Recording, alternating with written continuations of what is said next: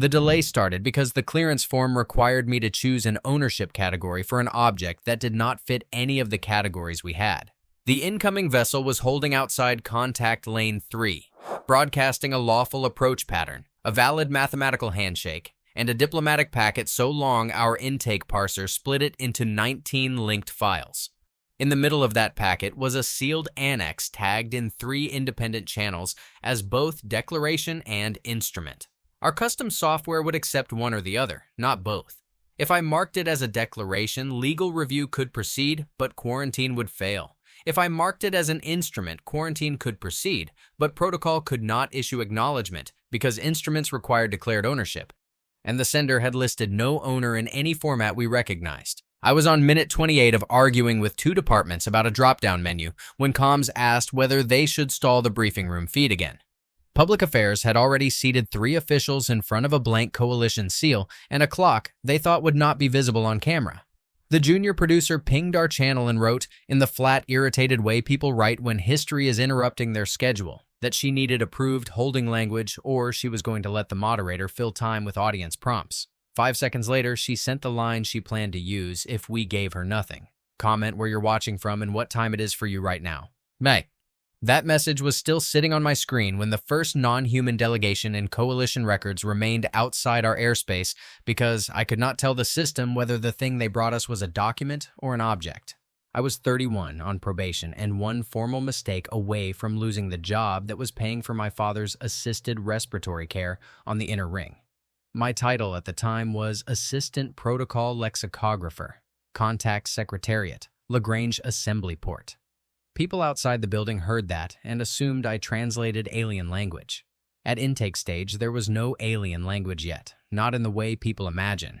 There were structured signals, repeating symbol clusters, timing maps, legal form equivalents, machine-generated correspondences with confidence ranges, and then a room full of humans deciding which uncertainty they could tolerate long enough to act.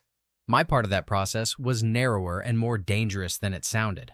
I signed off on lexical mappings that let other departments pretend they were reading stable meaning. But my probation was not a formality. 2 years earlier, during a labor corridor dispute with a mining block, I had inserted a clarifying note into a tariff interpretation file without supervisory approval, because the machine model had collapsed 2 different liability terms into one. I was right about the term. I was wrong about the procedure. The clarification leaked, the block accused the Secretariat of negotiating in bad faith, and I spent 8 months on internal review while the people above me called it a training issue. I kept my clearance, lost my promotion track, and came back on a probationary contract with a warning in my file that said I demonstrated high analytical value with unstable chain discipline. By the time the vessel arrived, I had become excellent at seeing problems and careful about who heard me say so. The vessel identified itself in the intake handshake with a string we rendered provisionally as the ISCOT delegation cohort of the Vayan Concord. That meant almost nothing to the public at the time. To us, it meant the contact was not a drifting signal, not an autonomous probe, and not a trespassing ship. It was a deliberate staff delegation from a polity that knew how to speak in law before it spoke in conversation. That made the clearance problem worse, not better. Unstructured contact can be quarantined. Structured contact comes with rights. Under Coalition First Contact Procedure 4.2, once a non-human sender passed mathematical authentication and transmitted a coherent intent packet, we had a response window. The window was set to protect both sides from defensive automation and diplomatic silence.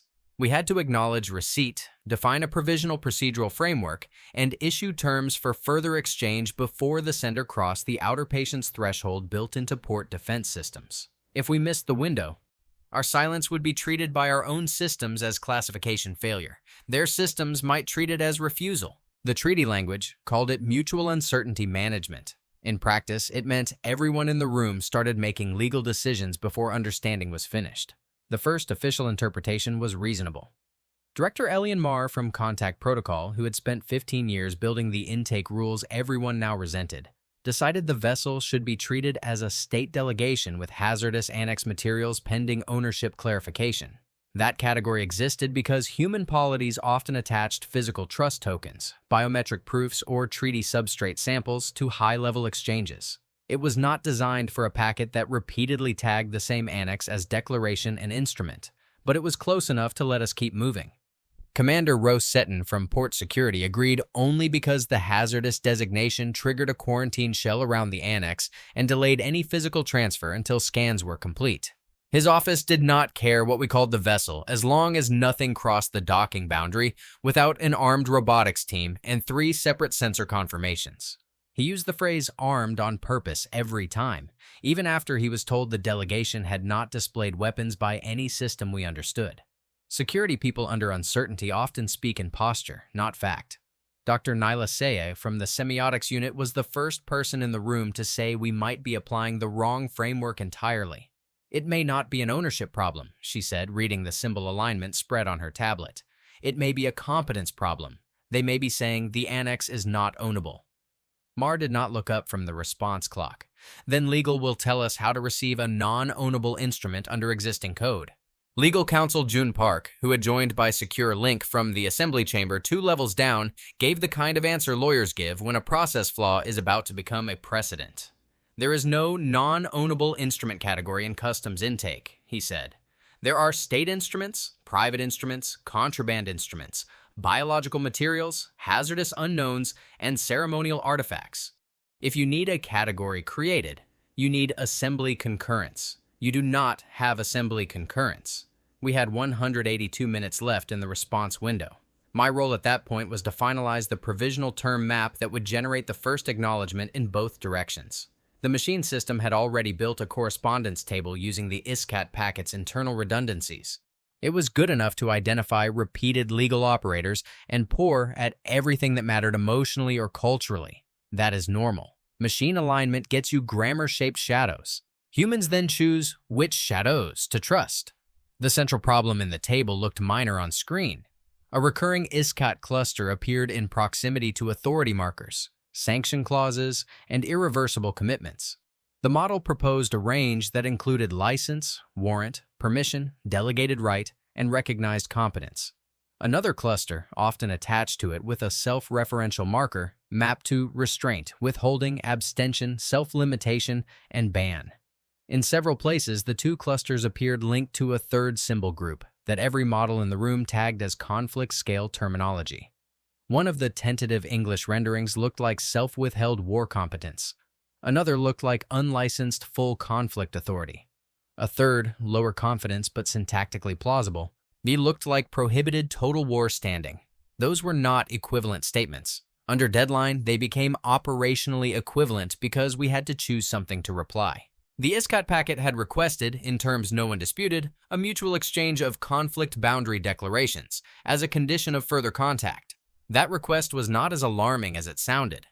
Many first contact protocols ask what kinds of coercion, defense, policing, or environmental control the other side considers legitimate. You do not want to learn by accident that your escort pattern looks like encirclement or that your quarantine seal resembles a funerary insult. The ISCAT request could easily have been a formal version of the same instinct. What sharpened the room was that the packet seemed to identify humans as already known by reputation in some partial way. Their translated descriptor for us carried a marker associated with distributed polities and another marker attached to unresolved capacity. We had no external frame for what they thought they knew. That uncertainty made every lexical choice feel less technical than it was. I flagged the problem in the term map and recommended a dual rendering note for the response.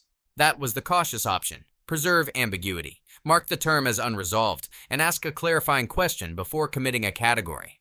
On a normal exchange, that would have been standard practice. This was not a normal exchange. The response window was shrinking. Security was escalating scan posture because the vessel had deployed a small courier capsule into a hold pattern without requesting docking. And public affairs was threatening to let the briefing room fill the delay with improvised commentary, because market feeds had already picked up the unidentified diplomatic lane closure. Mar looked at my recommendation and shook his head. Dual rendering introduces uncertainty into the first acknowledgement, he said. We need a stable procedural frame. A false stable frame is worse, Saya said. A false stable frame buys time, Seton said. Silence buys posture. Dai. Park joined from the screen, his face lit by chamber lights and other people's interruptions. Use the narrowest lawful rendering that preserves reciprocity. Do not imply possession of capabilities not affirmatively declared. That instruction sounded precise. It was not. We still had to choose a word set. The machine's top-rated formal option translated the key-linked cluster in the ISCAT request as License Total Conflict Competence. If we mirrored that structure and responded using Humans Prohibit Total War, we risked smuggling our own legal ontology into a term that might not support prohibition as a category. If we responded with Humans Do Not Maintain Licensed Total War Authority, we preserved the license framework, but suggested, at least in English, that an unlicensed form might exist. If we responded with Humans Lack Total War Competence, we might be lying by implication if the ISCAT were asking about law rather than capability. Each version solved a different problem and created another. I recommended the prohibition phrasing with an explicit note that the underlying term was under active semantic review. Mar told me to remove the note. Then we are choosing their framework over ours before we know what it is, I said. He held my gaze long enough to remind me, without saying it directly, that I was the probationary analyst in a room of directors and command staff. We are choosing a procedural bridge, he said. That is your job. Build one. I signed the mapping. The first acknowledgement went out at T-minus 136 minutes. It recognized the ISCOT delegation cohort under provisional diplomatic quarantine, accepted receipt of the hazardous annex pending category review, and agreed to a staged exchange on conflict boundary declarations. In the third paragraph, using language that I approved, it stated that human polities operating under coalition law did not maintain licensed authority for total war and treated any attempt to initiate such conflict as prohibited under species-level covenant and criminal statute. At the time, I thought the sentence was inelegant and survivable.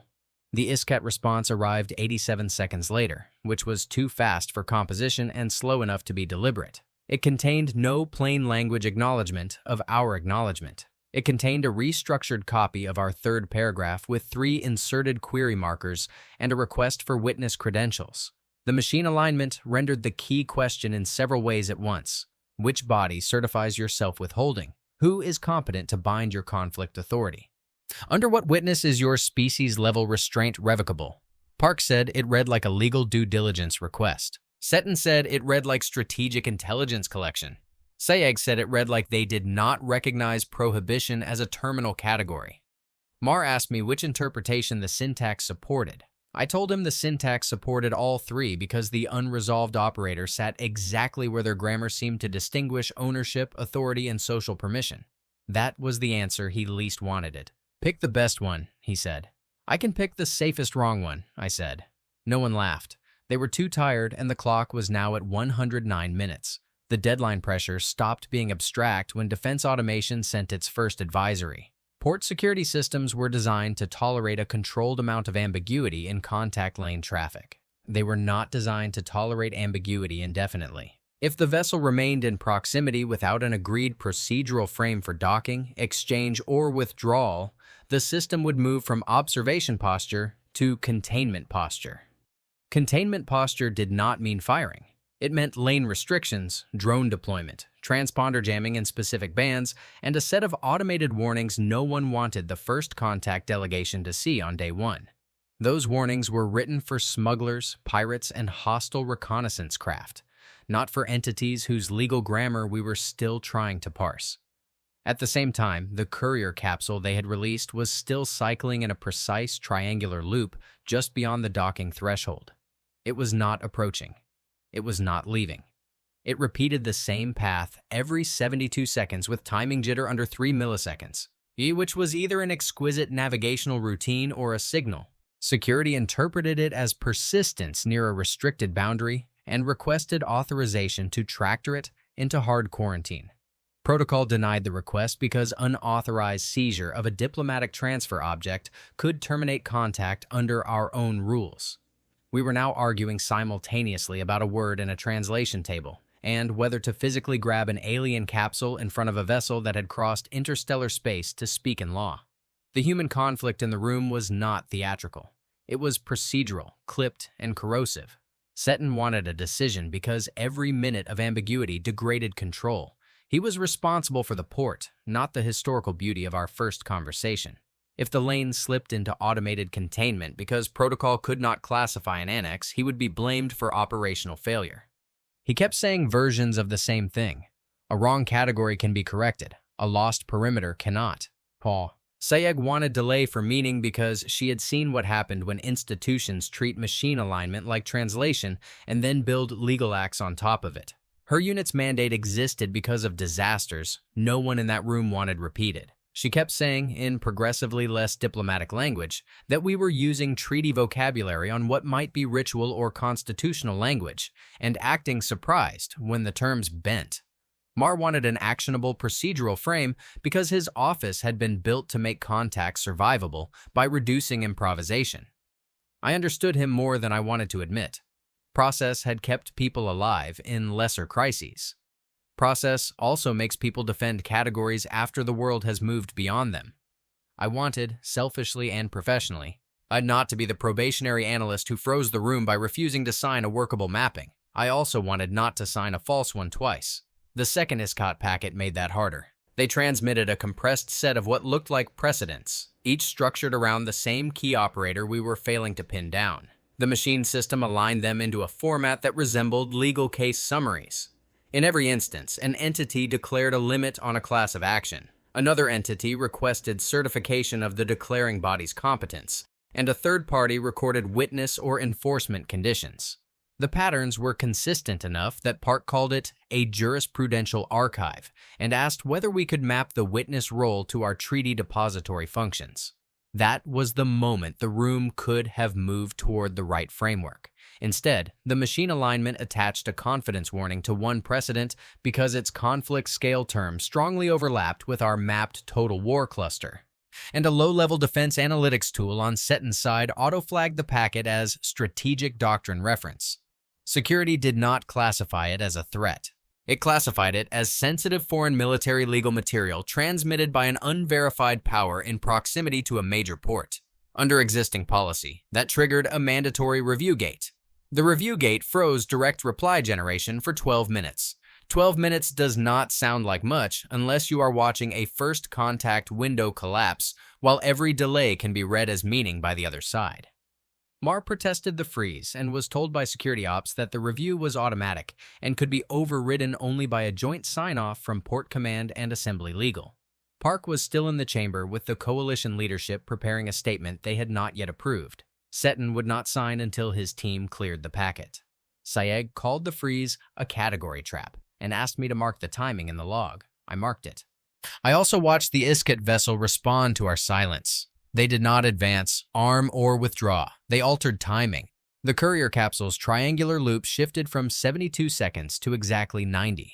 The vessel dimmed 2 external bands and repeated the same handshake checksum at a longer interval, each repeat carrying an appended marker that our models had seen in the witness request sequence. Comms initially logged it as possible impatient signaling. Saya leaned over my shoulder, watched 3 cycles, and said, "No, they are extending something." Seton heard her and asked, "Are they extending or counting down?" She answered the way honest specialists answer under pressure. "I don't know yet." The review gate cleared with 49 minutes left. Once security deemed the packet non-imminent, but recommended that all further replies route through strategic legal template controls, because the precedents indicated organized capacity governance at extreme conflict scale. That phrase should have stayed internal. It did not. Someone in Security's liaison office sent a summary to the Assembly Communications team, which sent a cleaner summary to Public Affairs, which then briefed the moderator sitting in front of the sealed backdrop. By the time we pushed a holding statement, market feeds were already running a line that said the unidentified delegation had requested human documentation on total war authority. The public heard total war before we understood what the ISCOT meant by asking about it. I am not claiming the leak caused the next round of mistakes. It changed the incentives in the room.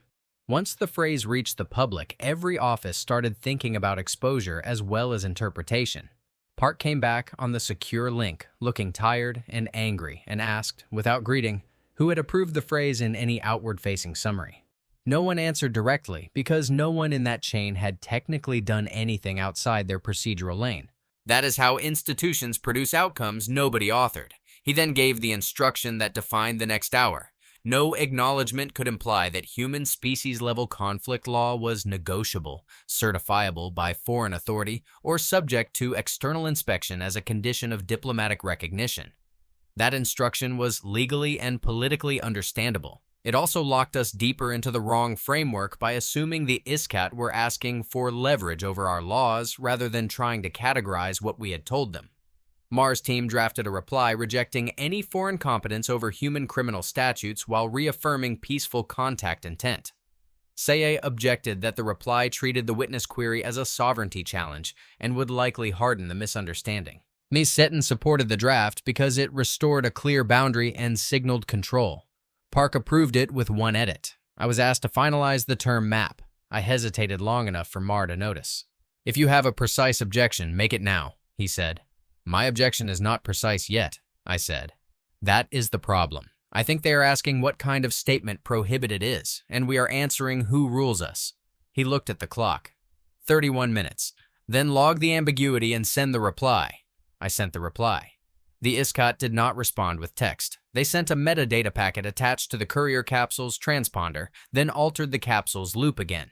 The new path was no longer triangular. It was a 4-point pattern with one pause near the docking threshold on each cycle. Security called it probing. Comms called it structured signaling. Customs called and asked, in a tone I still remember because it was so ordinary, whether they should keep the annex logged as hazardous instrument or switch to ceremonial artifact because the loop pattern now resembled a presentation hold in some of our own diplomatic choreography databases. We were deciding whether a non-human courier capsule outside the station represented probing or etiquette while the response window dropped under 20 minutes. The procedural escalation that followed was exactly what our rules incentivized when categories fail, because we could not classify the annex cleanly, and because the phrase Total War Authority had entered public circulation. Port Command invoked restricted strategic contact handling.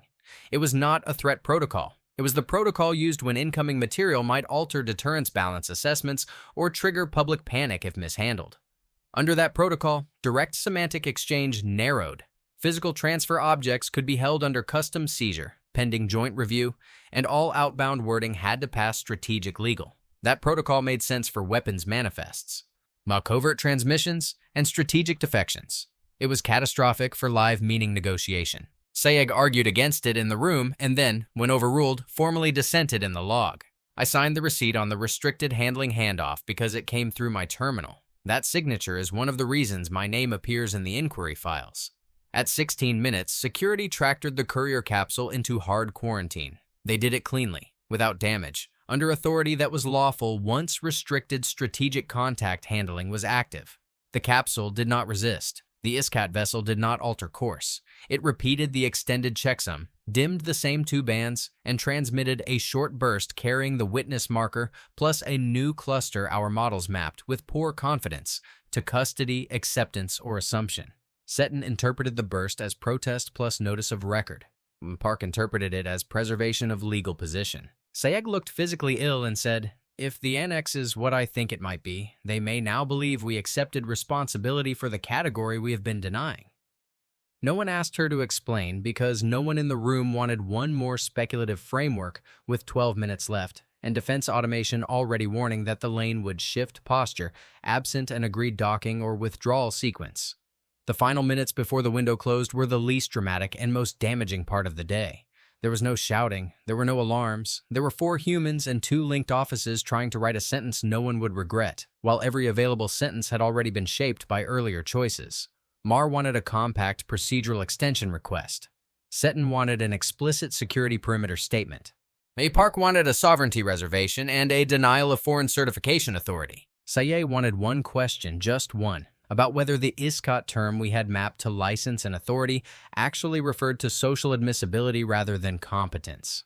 I wanted to support her and did not know how to do it without sounding like the probationary analyst relitigating his own mapping after it went public.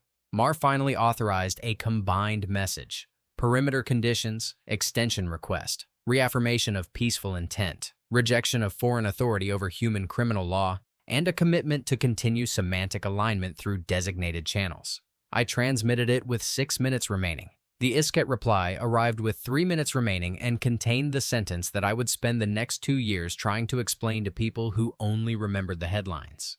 The machine renderings varied. But the stable core across all outputs was this: receipt recorded. Human polity declines competence witness while asserting self-withheld terminal conflict capacity. Contact deferred under catastrophic governance precaution.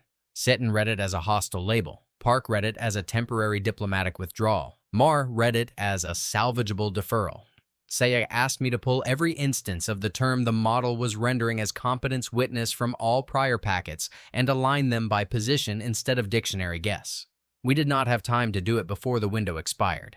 When the response clock hit 0, Port Defense Systems shifted contact lane 3 into automated containment posture.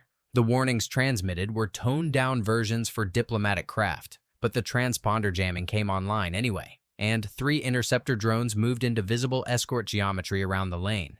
The ISCAT vessel did not escalate. It withdrew from docking range on a lawful vector and left the courier capsule in our quarantine bay because we already had it. The station did not panic immediately. That came later, through feeds and markets and political briefings. In the room, after the vessel withdrew, people mostly stared at logs. Public Affairs ran the statement they had been holding, stripped of most detail and padded with procedural language. The moderator never used the audience prompt she had threatened us with. She read approved text about a provisional first contact exchange, active semantic review, and temporary deferral under mutual caution protocols. The markets dropped anyway when analysts noticed the phrase catastrophic governance precaution in a leaked transcript fragment and paired it with the earlier mention of total war authority. By shift end, commentators were asking whether the non-human delegation had come to verify human weapons restrictions. By morning, and several foreign channels were asking a more inflammatory version, what exactly had humans banned themselves from doing, and why had the first species to arrive immediately asked who could unbind that ban. The inquiry that followed was not yet criminal, but it had the tone of one. My term map approvals were flagged, my descent logs were requested, and my access to live contact channels was restricted pending review. I was not suspended, which was worse in some ways. I was still working in the building while other people discussed my decisions as process artifacts. My father called that night because he had seen the coverage and recognized the station seal behind the moderator. "Are you in trouble again?" he asked. He did not ask if I had done something wrong. He has always understood institutions better than most people who work inside them. "I don't know yet," I told him. He coughed for a while before speaking again. "Then find out what the word meant before they decide what you meant." I came back the next day on 2 hours of sleep and a provisional badge that opened only my floor and the archive room. Saya was already there, not because anyone had asked her to be, but because she had done what good specialists do when a system fails in a familiar way. She had pulled the packet timings, not the text, and mapped every response interval against the moments we froze, seized, delayed, or reclassified. She spread the printouts on my desk without preamble. They were not counting down, she said. They were mirroring our procedural acts. I looked at the intervals and saw it. The 72-second loop, then 90, then the 4-point pattern with the pause. Each change followed one of our decisions, not the clock alone. The shift after the security review gate. The change after our sovereignty reply. The pause after the restricted handling activation. The burst after we tractored the capsule. "What does that buy us now?" I asked. "It tells us the message may have been relational, not extractive," she said. "They may not have been asking for authority over our ban. They may have been trying to classify whether our statement bound us in a category they consider contact safe." That interpretation fit too much of the record for me to dismiss it, and it made my signature on the original mapping feel heavier, not lighter. We spent the next 9 hours on archived alignments from the ISCAT packet, working with no live channel access and no authority to send anything. By noon, a pattern emerged around the term I had helped flatten. The cluster we kept rendering as license, authority, or competence did not behave like a simple legal permission marker. In several precedents, it paired with entities that could not possess authority in our sense: populations, ecologies, memorial bodies, and once, if the machine alignment was not lying, a dead city. What the term tracked across contexts was not permission to act. It tracked whether a category of action had a recognized path back into speech, law, and coordination after being named. Sayag called it re-entry admissibility, then crossed the phrase out because she did not trust it yet. If she was right, then our statement, humans do not maintain licensed authority for total war, had likely been read through an ISCAT framework, where the central question was not whether we could legally authorize total war, but whether human societies believed total war remained a speakable, governable option once invoked. Their witness question, under that reading, was not, who gives us permission to inspect your weapons law? It was closer to, what institution proves that your self-limitation is not a temporary declaration within a still admissible category? We had answered that question as if they were challenging our sovereignty. Then we seized the annex they had tagged as both declaration and instrument. Under the same emerging framework, that act may not have looked like customs enforcement. It may have looked like we accepted custodial role over whatever category-binding object or record they believed was necessary to proceed safely with contact. I took that working interpretation to Mar and Park together because taking it separately would let each office blame the other before anyone considered correction. Park listened without interrupting and then asked the question I had been dreading since the vessel withdrew. If this is correct, he said, did our wording and seizure cause them to classify humanity as a polity that retains governed access to total war under self-imposed but revocable restraint? Sayai answered before I could. That is one plausible reading. Park closed his eyes for a second, then asked the next question. Is that classification visible outside their vessel? No one knew. Mar's concern was more immediate and more procedural. Can we fix it before they report it as first contact record? He said. And can we fix it without publicly stating that we may have declared the wrong thing about species-level war doctrine to the first non-human delegation in coalition history? That was the point where the work stopped being only semantic and became political in a way I could feel in my stomach. There was a path to correction. It required direct semantic exchange, probably outside the restricted strategic templates, using the exact logs and packet timings the inquiry had already frozen. It required admitting that the first procedural frame was unstable and that the annex seizure carried unacknowledged meaning. It required someone with access to the live channel to send a message the current chain of command had not authorized. But I was the person who had approved the original mapping. I was also on probation, under review, and still carrying the warning that I had unstable chain discipline. Park told us he would seek emergency authority for a controlled clarification channel. Mar said he would support it if security could guarantee perimeter integrity. Seton, when briefed, said he would support nothing that bypassed restricted strategic contact handling until he saw evidence the annex was not a strategic lure. All of those positions were coherent inside their own responsibilities. None of them matched the timeline we had left. The Iskat vessel had not gone far. It was holding beyond docking range in a legal waiting orbit for exactly one local cycle before the lane designation would expire, and the contact record would roll into deferred status routing across the wider network. If that happened with the current classification unresolved, the first formal non-human record associated with humanity would include the phrase, catastrophic governance precaution, and a translation path implying we maintained a self-withheld but admissible terminal conflict capacity without competent witness. People later summarized that as a misunderstanding about war. It was not that simple. By then, the misunderstanding had already been entered into systems that moved faster than understanding. At the end of that day, I went back to the archive room because it was the only place my provisional badge still opened after evening lock, and because I could not stop hearing the wording of the ISCOT deferral message. Not the headline phrases. The internal wording. Declines competence witness, asserting self-withheld terminal conflict capacity. And I pulled the seizure paperwork for the courier capsule and read the chain entries line by line. Customs, security, hazardous review, restricted strategic contact handling. Every step lawful, every step documented, every step built on the same category assumption we were now trying to unwind. Then I opened the scan summary for the annex itself, the object we had spent a day calling a document and an instrument and never receiving on its own terms.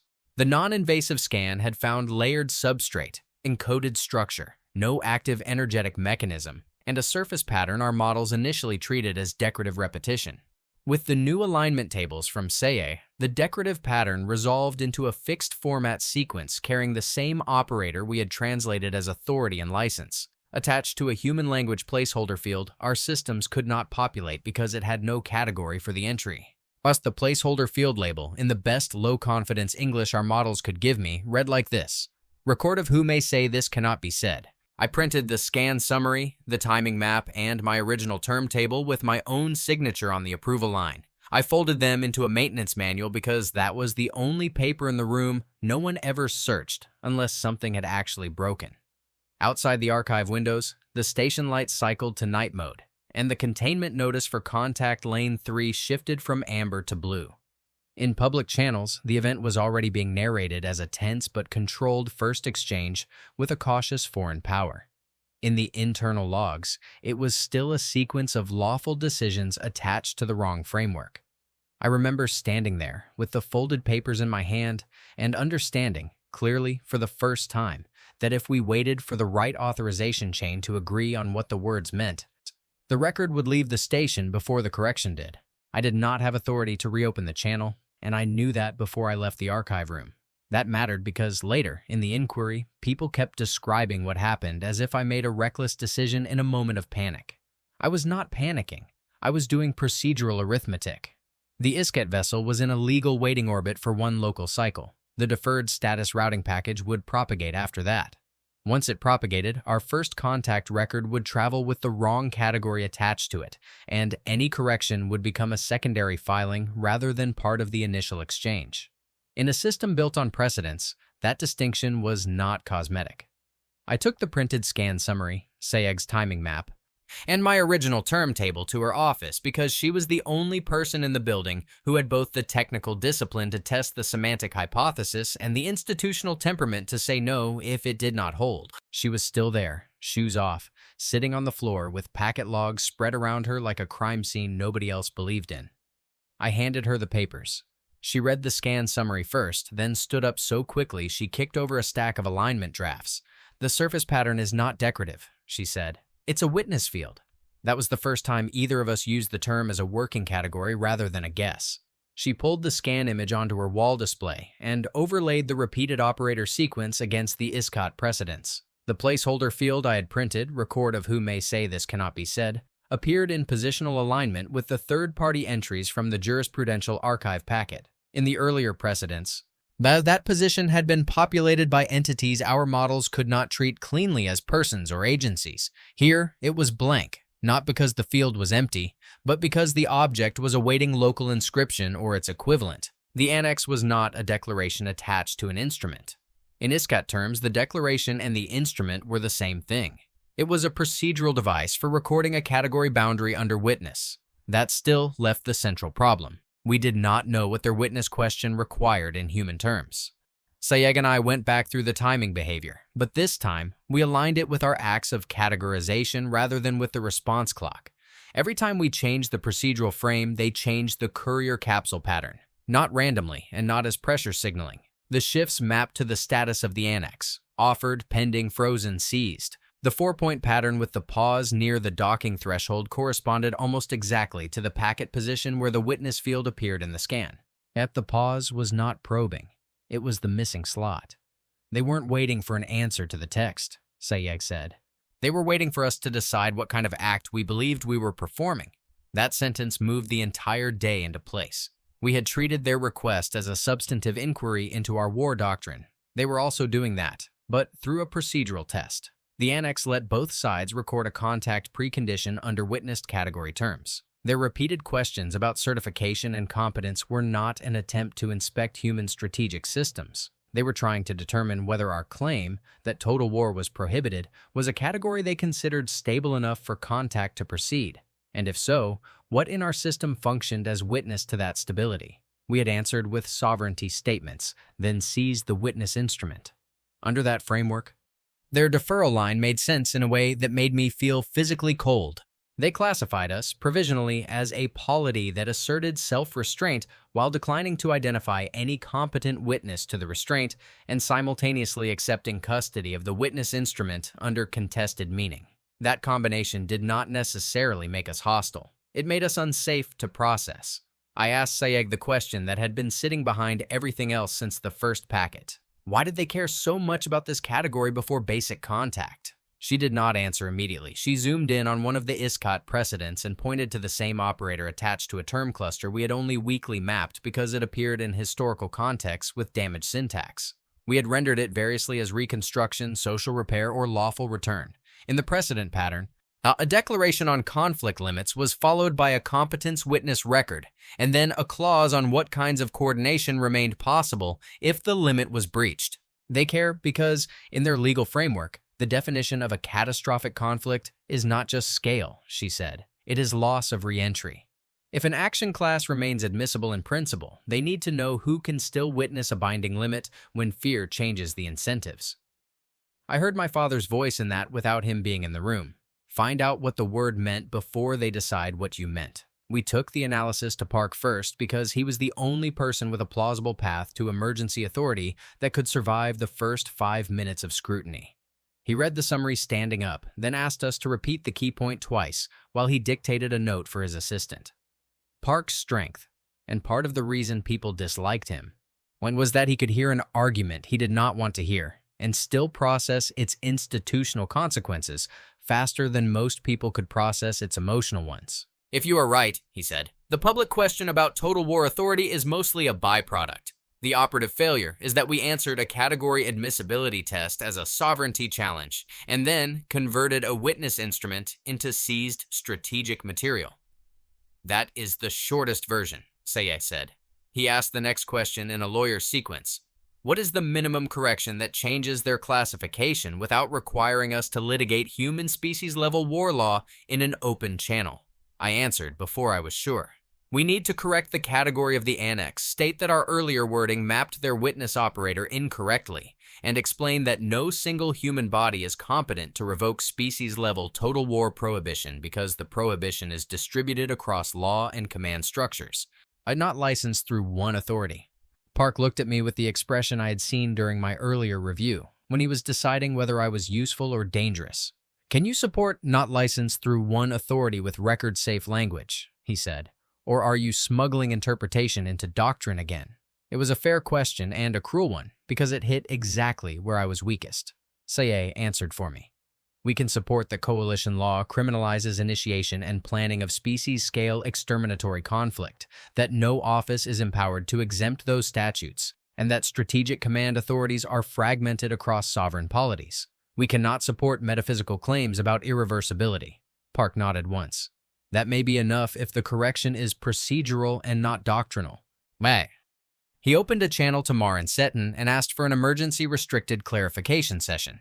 Mar joined immediately. Seton joined after 6 minutes and brought 2 security analysts with him. By the time everyone was on, 34 hours had passed since initial intake, and the ISCAT vessel had less than 10 hours before the deferred status routing marker would auto-propagate. Park laid out the proposed correction in legal terms. He kept it narrow. Category remapping of annex from seized strategic instrument to unresolved witness artifact pending consent framework. Acknowledgement of translation instability in the witness operator. Clarification that human total war prohibition, as declared in the prior packet, referred to distributed non-delegable criminal and covenant restrictions, rather than licensed authority vested in a certifying office. Mar supported the clarification in principle, but wanted strategic legal template control and a full review of every line. Seton objected to releasing or reclassifying the annex before security completed destructive risk modeling.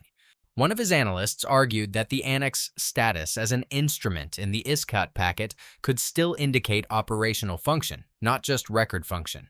Sayegh replied that our own law routinely treated signed devices as both records and instruments, and that ambiguity was the point. The analyst said that was exactly why security review existed. Both were right. The argument might have remained procedural if the external clock were longer. It was not. Park asked Seton directly whether security could finish risk modeling before deferred status propagation. Seton said no. He said it without defensiveness. Not to a level I will sign, he said. You want me to release a foreign object we classified under strategic handling based on a semantic revision that has not been independently validated. I want you to avoid hardening a known category error into the first contact record, Park said. Seton's answer was the most honest summary of the conflict we were in. I am responsible for what crosses my perimeter, not for the purity of your vocabulary. That should have ended the meeting. Instead, Mar asked a question that kept it alive. What if the correction is sent without releasing the annex? Sayegh and I answered at the same time. Insufficient. Park asked why. because the ISCOT had tied text and instrument together from the beginning, because their courier behavior tracked the annex status as part of the exchange, because their deferral message explicitly recorded our custody act. A textual correction without instrument status correction would still leave the operative misclassification in place. It would read like a disputed explanation from the party holding the witness object. Saya put it more carefully than I did.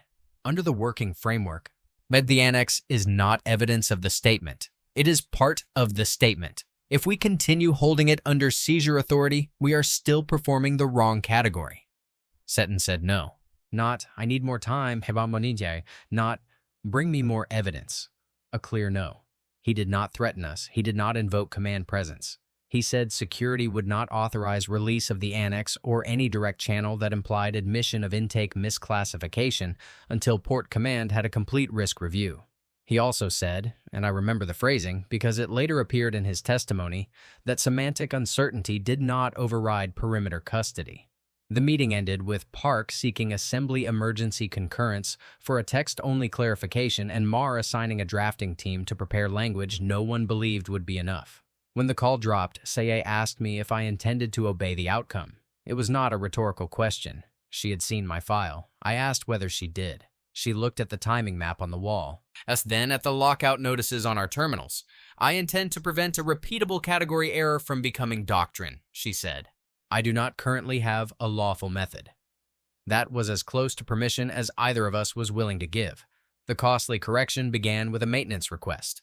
Lagrange Assembly Port ran on layers of systems built by different agencies over different decades, and the people who imagine large institutions as clean hierarchies usually have not seen the service corridors. Security controlled the quarantine bay. Customs controlled the intake seals. Hazardous review controlled non-invasive scan authorization. Facilities controlled the robotic cradle rails that moved quarantined objects between sealed stations for maintenance calibration. Those rails had to be tested on schedule whether or not history was parked in Bay Q4. The maintenance test for Q4 was due in 82 minutes. But I knew that because I had spent my first probation months doing exactly the kind of boring cross-system documentation work senior staff ignored until they needed it. I also knew that a calibration transfer, once scheduled, generated a short operations window in which the object's custody code remained active, but certain physical locks moved under facilities control. No one had designed that window for diplomacy. That was the point. Sayeg's role was the meaning. Mine was the path. We needed three things. A way to attach a correction packet to a channel the ISCOT would still parse as procedurally valid. A way to change the annex status from seized under strategic handling to held without assumption pending witness clarification, and a way to release the courier capsule back to the docking threshold without tripping automatic containment escalation. Any one of those, would have required authority we did not have. Doing all three, without one office noticing in time, required less genius than people later assumed. It required knowing where the system still believed it was processing maintenance. The first obstacle was comms. Live contact channels were locked behind restricted strategic contact handling after the previous day. I could not touch them. Saya could not touch them. The only channel still receiving passive telemetry from the ISCOT vessel without a security sign-off was the calibration and transponder monitoring feed used by facilities to ensure external operations drones were not introducing signal noise during quarantine transfers. It was not a semantic channel. It did carry checksums, timing markers, and low-band metadata. That mattered because the ISCOT had already shown they were reading procedural acts through timing and metadata, not just text. Sayek drafted a correction signal in the only form we could lawfully pretend to generate from a maintenance terminal. A metadata status revision attached to the annex custody code, plus a repeated sequence of the witness operator rendered in their own symbol structure rather than our English gloss, marked with our uncertainty token and a new relation marker she built from their precedents to mean approximate non-appropriative hold. We could not guarantee the grammar. We could show we had finally recognized the category dispute. The second obstacle was the annex custody code itself. I could not change a strategic handling seizure flag directly. Facilities could, however, issue a temporary transfer state for calibration movement that superseded local handling mode while preserving audit history. In normal practice, that state lasted 90 seconds at a time and reverted automatically when the object reached the next cradle point. The state label options were limited, but one of them, External review pending/no operative assumption existed for human interagency disputes about whether an item was evidence or equipment. It was close enough to what we needed that I felt sick selecting it. The third obstacle was the courier capsule. Security had impounded it in a separate shell linked to the annex record. Releasing it outright would trip alerts before it cleared the bay door. The calibration procedure, however, included a dummy transponder test that temporarily opened the shell's external path to verify tractor alignment. If the capsule's movement profile matched the calibration script for exactly one cycle, facility software would log it as a test artifact unless security manually intervened. While I did not know whether the ISCAT would interpret a one-cycle release as a return, an error, or a trap, that uncertainty is the part people who like clean moral stories tend to leave out. We were not choosing between obvious right and obvious wrong. We were choosing between a known procedural hardening of a false record and an unapproved correction attempt that could itself be misread and make the situation worse. I called my father before we started because if I lost the job, I needed him to hear it from me and not from the feeds. I did not explain first contact semantics. I told him there was a procedural issue at work, that I might be making a decision that would end my clearance, and that his care payments would be disrupted for a while if it went badly. He listened and asked only one question.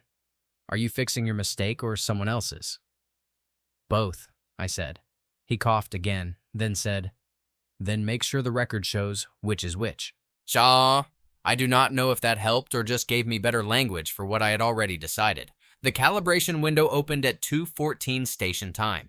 Facility's Bay Q4 was mostly empty at that hour. 2 technicians on remote monitoring and a maintenance supervisor covering 3 sectors. I had enough access to submit the calibration pre-check because my provisional badge still carried documentation privileges for archive-linked maintenance audits. Saya had no facilities access and stood behind me in a borrowed coat with her credentials clipped inward, watching the timer and the passive ISCAT telemetry. We did not have to fake everything. That is another detail that bothers people. The calibration really was due. The rail test really was required. The object really did need movement under seal. The illicit part was what we attached to the process. At T-30 seconds, Park called my terminal. I almost did not answer. Saya made me answer with a look. Park said assembly emergency concurrence had been denied for any annex status change and limited to a text-only clarification after strategic review. He also said security had issued an advisory to monitor Bay Q4 for procedural anomalies because someone had noticed unusual archive access requests tied to the contact case. He knew what we were doing, or enough of it. "Stop now," he said. "If you move that object under anything that looks like semantic correction without authorization, you will convert a review exposure into a prosecutable breach." "Text-only correction won't work," I said. "I know," he said. "That is not the point of this call." That sentence was the closest he came to admitting he understood the same arithmetic and could not say so on record. Saya leaned toward the terminal and said, "If the deferred status propagates with the current custody classification, the category error becomes first instance precedent." Park was silent for a few seconds. When he spoke, and his voice had changed from legal argument to something flatter and more dangerous. "I'm not authorizing anything," he said. "I am informing you that if there is an unplanned calibration anomaly, you will have less than 90 seconds before security can manually reassert local lock." Then he ended the call. People still ask me whether Park helped us. I answer the same way every time. He protected his office and gave us accurate timing. We started the calibration. The annex cradle moved first, sealed shell intact, custody state transitioning from strategic handling seizure to external review pending/no operative assumption. The audit log recorded the change automatically. Saya pushed the metadata revision onto the passive telemetry carrier at the exact midpoint of the transfer cycle, pairing the custody state token with the ISCAT witness operator and the uncertainty marker. No plain language text, no human gloss. Only category signals and timing. The ISCAT vessel responded before the cradle reached the second rail point. The passive feed showed a checksum shift and a new interval marker appended to the repeating handshake. Sayeg whispered, almost to herself, "They saw it." I moved to the courier capsule shell and initiated the transponder alignment test. For 36 seconds, nothing happened except the standard calibration script. Then the outer shell path opened and the capsule drifted along the alignment line exactly as programmed, nose toward the docking threshold. At second 42, the passive feed flooded with mirrored interval markers and a short symbol burst carrying the same witness operator plus a new cluster the model had rarely seen. The top confidence gloss was receipt under correction. At second 48, base security alarms finally triggered. Not station-wide alarms, internal security alerts. And enough to bring the maintenance supervisor shouting over the channel, and enough to trigger manual lock reassertion. The courier capsule shell began closing. I had one choice left that I knew would end my job if it failed, and probably if it worked.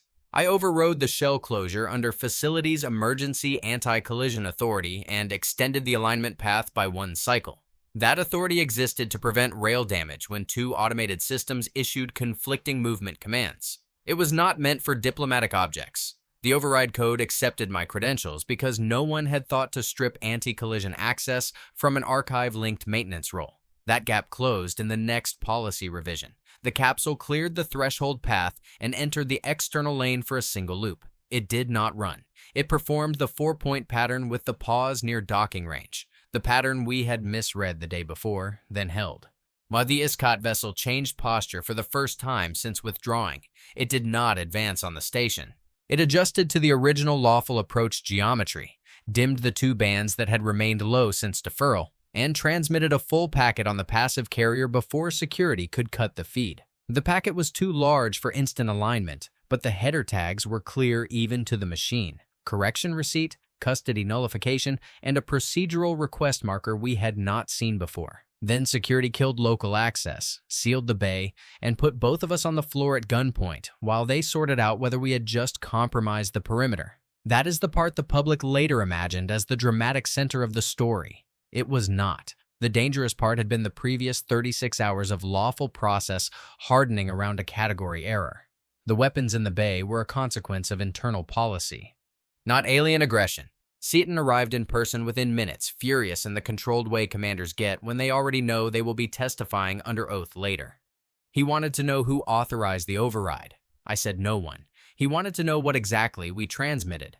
Sayeg told him, custody state correction metadata and unresolved witness operator mapping. He asked if we sent doctrinal material. We said no.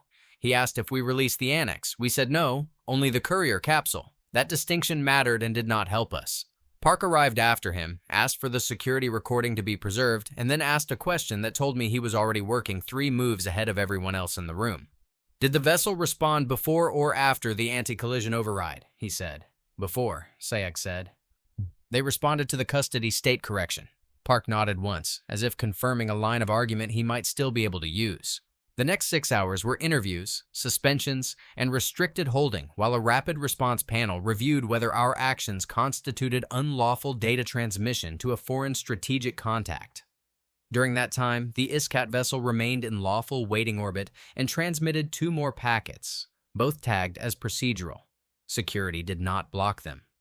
Park obtained emergency concurrence for a controlled review because, by then, even the people who wanted us charged understood the contact had resumed. The semantic breakthrough became official in a room I was not allowed to enter. Saye later showed me the redacted transcript. A mixed team from Semiotics Legal and Strategic Review aligned the new packet headers with our metadata correction and concluded, with high confidence, that the ISCAT witness operator did not primarily denote licensing authority. It denoted recognized admissibility into a governed speech and remedy order after invocation of a conflict category. Their repeated question had been asking what in human governance made our stated prohibition on total war stable across political turnover and crisis. The annex was a reciprocal witness substrate for recording category inadmissibility conditions prior to close contact. Our seizure of it under strategic handling had been interpreted as category assumption without competent witness declaration. The ISCOT follow-up packet after the capsule release clarified something else that changed the political stakes. They had not come to inspect human strategic doctrine because they feared human military strength in the ordinary sense. They had come because partial network records about human history identified us as a species that had created and then legally disallowed a conflict class they translated roughly as terminal war without return. In ISCOT contact law, polities with that history were neither automatically excluded nor automatically trusted. They required a different intake path to establish whether the prohibition was performative, centralized, and revocable, or structurally distributed. We had used the centralized and revocable vocabulary because that is what our software and legal intake categories made easiest. The galaxy, in that limited sense, had learned too late why humans had banned themselves from total war. Not as a moral slogan, and not because we lacked the means, but because our own history had taught us that once a society keeps exterminatory conflict inside the category of lawful possibility, every later emergency builds an argument for reopening it. Our prohibition was deliberately fragmented across criminal law, command architecture, treaty covenants, and public memorial obligations so no single office could certify an exception. That design was messy, apolitically contested, and exactly what made it hard to explain under pressure. The first time the ISCAT could see that shape was after 2 unauthorized staff members smuggled a category correction through a maintenance cycle. I was not present for the resumed exchange, but I read enough of the official record later to know how it proceeded. Park negotiated a narrow correction session with ISCAT procedural officers using a newly improvised framework, non-appropriative custody review under unresolved witness reciprocity. Mar handled the port-side wording once SAEG's unit was given authority over the key operator mapping. Seton retained quarantine control over the annex but agreed, under protest, to reclassify it from seized strategic instrument to witnessed artifact pending consensual inscription protocol. The distinction was subtle and did not make it into the headlines. It was the difference between salvageable contact and permanent misclassification. The ISCAT did not demand immediate docking. They requested an extended semantic quarantine, a larger translation team, and a human record describing how our prohibition on total war persisted without a singular competence witness. They also requested that the first contact incident record preserve our original wording and custody actions as part of the file. That request became the seed of the policy fight that followed. Several assembly members wanted the initial record sealed or rewritten to avoid broadcasting that the coalition's first response to a witness artifact had been strategic seizure. Public Affairs wanted a cleaner public narrative about cautious mutual delay. Security wanted the internal logs preserved but classified. Semiotics wanted the error documented in training. Legal wanted, above all, to prevent the event from creating a precedent that any analyst with a semantic concern could bypass chain of command and claim historical necessity. All of those motives were reasonable. Together, they made a truthful record politically expensive. I was formally suspended 2 days later pending disciplinary and criminal review for unauthorized systems access, improper use of anti-collision authority, and unapproved foreign signal transmission. SAEG was suspended on similar charges with added counts related to restricted semantic material handling. The feeds called us many things in those first weeks: whistleblowers, saboteurs, heroes, unstable staff, reckless idealists, useful scapegoats. Most of the descriptions came from people who had never read a packet timing log. My father hated the coverage and pretended not to. He watched every hearing clip and then asked me practical questions about bills. Park arranged a temporary stipend from an internal review fund without ever acknowledging he had done it. Mar sent no messages at all until months later. Seton testified against me in the first disciplinary panel and in my favor on one narrow point: that the capsule release did not compromise perimeter integrity or provoke hostile action. That statement likely kept the criminal charges from sticking. The disciplinary outcome was less dramatic and more permanent. My clearance was revoked. I was barred from operational contact roles for 10 years. The criminal referral was declined on the grounds that the relevant systems authorities had been exceeded but not used to facilitate espionage, sabotage, or strategic transfer. The panel called my actions a grave procedural breach under exceptional circumstances that exposed material flaws in existing intake doctrine. That sentence ended my career at the Secretariat and preserved enough ambiguity for the institution to keep functioning.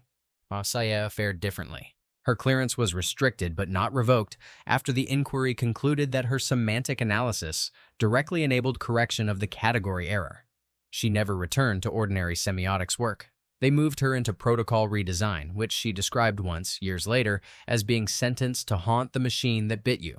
Park survived by doing what Park always did: converting failure into governance. He chaired the drafting group that wrote the new contact category for declarative instruments and witness artifacts. Marr kept his post, though his office lost unilateral control over first-stage lexical mapping on high-risk legal operators. Seton won most of the perimeter reforms he asked for and lost the argument that security custody should override unresolved semantic category disputes by default. None of them got the version of victory they wanted. That is usually how institutional learning looks when it is real. The ISCOT contact resumed slowly, then fully, over 14 months. No battle followed, no cinematic reconciliation followed either. There were translation deadlocks, political pauses, and one public exchange that nearly collapsed when a human commentator described the ISCOT witness substrate as a ritual clipboard, which the ISCOT side treated as category degradation until Park issued a formal correction within the hour. The eventual docking ceremony happened with half the room reading from approved wording and the other half watching timing displays. I was not invited. I watched from a rented flat on the inner ring while helping my father adjust his oxygen regulator and listening to commentators explain that the first contact delay had been caused by mutual caution regarding conflict doctrines. Yeah, that phrase was accurate enough to be broadcast and false enough to irritate everyone who had been in the room. The official history that entered schools 2 years later was cleaner still. It said the coalition and the Vayan Concord encountered a high-complexity translation issue concerning war law terminology and jointly developed new protocols for declarative instruments in diplomatic quarantine. My name appeared in one appendix as staff analyst under disciplinary review. Sayes appeared in the acknowledgments for the revised semantic framework. The courier capsule seizure appeared nowhere in the public edition. The policy consequences, however, were real and extensive. First Contact Procedure 4.2 was rewritten to require a semantic hold category whenever legal or governance operators mapped across authority, admissibility, witness, ownership, or consent domains with unresolved overlap. That sounds narrow. It changed intake practice across every major port. Our custom software received a new top-level field, declarative instrument / witness artifact / unresolved. It was an ugly label, and I liked it because ugly labels remind people they are standing in a patch, not a solved ontology. Restricted strategic contact. Handling was amended so that strategic review could not unilaterally reclassify an incoming contact object as seized material if the object's declared function was category binding, and semantic review had logged unresolved reciprocity markers. Security called the amendment a perimeter tax. Semiotics called it civilization. The anti-collision override gap I used was closed within a week. Facilities hated the replacement workflow because it added confirmations to emergency rail interventions. 6 months later, a maintenance union filed a complaint after a real collision risk took longer to resolve.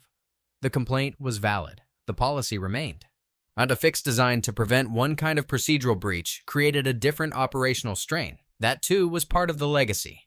A formal doctrine note banned the use of authority as a default gloss for foreign governance terms in first-stage public briefings unless a semantic confidence threshold was met and dissent mappings were recorded. The note became a training module and then a joke among junior analysts, but it reduced one of the easiest ways institutions smuggle familiar power structures into unfamiliar language. The largest consequence was not in the manuals. It was in interspecies law.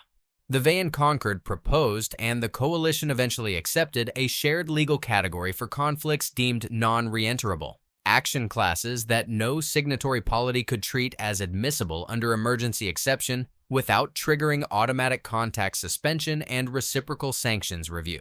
Human delegation spent years explaining why our domestic law could not simply name a single competent witness to bind the species. The final framework allowed distributed witness models, including what the ISCOT called memorial witnesses, public legal obligations anchored in records of prior catastrophe rather than current command authority. That concept changed more than first contact. Smaller polities used it later in arms limitation treaties, climate evacuation covenants, and biohazard protocols where no one trusted centralized emergency powers not to expand. Commentators sometimes call it the Vayan human witness model. In the internal drafts, for a while, it was called the Lagrange correction. That name did not survive review. What did survive, in a form that still bothers me, was the original ISCOT phrase from the deferral message. The public translation eventually settled on catastrophic governance precaution because it was readable, neutral, and broad enough not to accuse anyone directly. In the secure training materials, where the sentence appears with the later semantic notes, the closer gloss is harsher. It reads more like contact deferred because your category controls fail under fear. I understand why they did not print that on the memorial. Yes, there is a memorial. It is a wall panel outside the new contact hall, installed on the 5th anniversary of the docking ceremony. The inscription commemorates the first lawful exchange between the Coalition and the Vayon Conquered, and the protocol reforms that followed. It mentions patience, procedural discipline, and the creation of new language for shared restraint. It does not mention the seized courier capsule, the maintenance override, or the fact that 2 suspended staff members and 1 lawyer, working inside his own deniability window, prevented the first record from hardening around a category error. I went once early in the morning before school groups arrived. The panel includes a reproduction of the ISCAT witness substrate pattern from the annex surface, stylized so it looks decorative again. That may be the most honest part of the memorial, whether they meant it or not. Institutions often turn the thing that wounded them into design.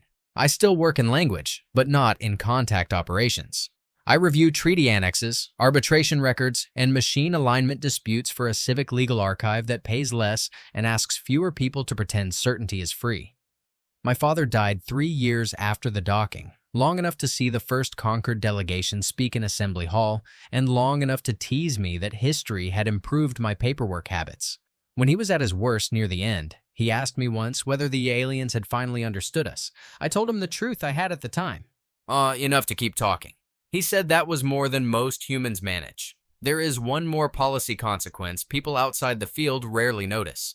Every Coalition protocol officer now trains on a mandatory scenario called Intake Category Failure, Declarative Instrument Event. The training packet uses a simplified version of our case. The names are changed. The timeline is compressed. The system logs are cleaner than the ones we had. The key lesson is sound. Do not force semantic uncertainty into familiar categories just to preserve procedural speed.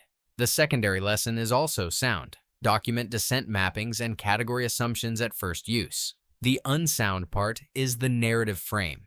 In the training version, the correction occurs through an accelerated authorized review after temporary custody ambiguity. That is not what happened. The institution taught the right rule through a better behaved story. I understand why. Training is for repeatable practice, not confession. It still means new officers learn the policy without learning the incentives that nearly prevented it. The galaxy also learned a better behaved story, eventually. In public exchanges, human representatives describe our total war prohibition as a species-level legal and moral restraint developed through historical catastrophe. That is true. When foreign delegations ask the harder procedural question, who can revoke it, we now answer more accurately and more quickly. No single office can. No emergency clause certifies exception. The prohibition persists through distributed criminal statutes, fragmented command authorities, treaty interlocks, and memorial obligations that make reauthorization politically and legally non-trivial across multiple sovereignties. That answer sounds cumbersome because it is.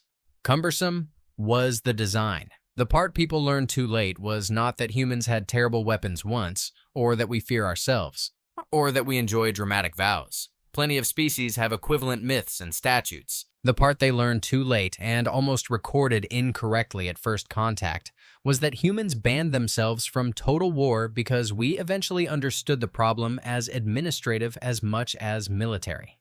If you leave exterminatory conflict inside the category of governable options, some future office under pressure will call it temporary, lawful, necessary, and supervised. By the time language catches up, the witnesses are gone. The ISCOT had a framework for asking that question before trust. We had a drop-down menu that could not hold their object and a response clock that punished hesitation. Both systems were trying to prevent catastrophe. That remains the most important fact in the file.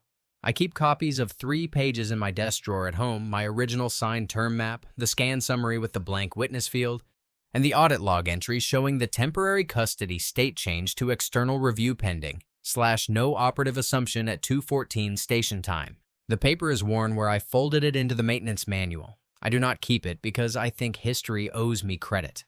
History distributes credit the same way institutions distribute blame, according to what can be carried without breaking the structure that remains.